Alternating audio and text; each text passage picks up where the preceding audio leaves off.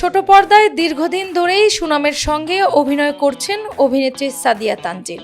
2021 সালে নির্মাতা রাশিদ পলাশের পদ্মা পুরাণ সিনেমা দিয়ে বড় পর্দায় অভিষেক ঘটে তার।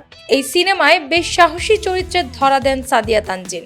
একজন মাদক ব্যবসায়ীর স্ত্রীর ভূমিকায় অভিনয় করেন তিনি, যেখানে স্বামীর অপরাধ জগৎ একটা সময় নিজেই সামলাতে শুরু করেন। এই চরিত্রে অভিনয় করতে গিয়ে বেশ সাহসী কিছু কর্মকাণ্ড ও দৃশ্যে অভিনয় করতে দেখা গেছে সাদিয়াকে, যা নিয়ে সম্প্রতি গণমাধ্যমে এক সাক্ষাৎকারে মুখ খুলেছেন তিনি।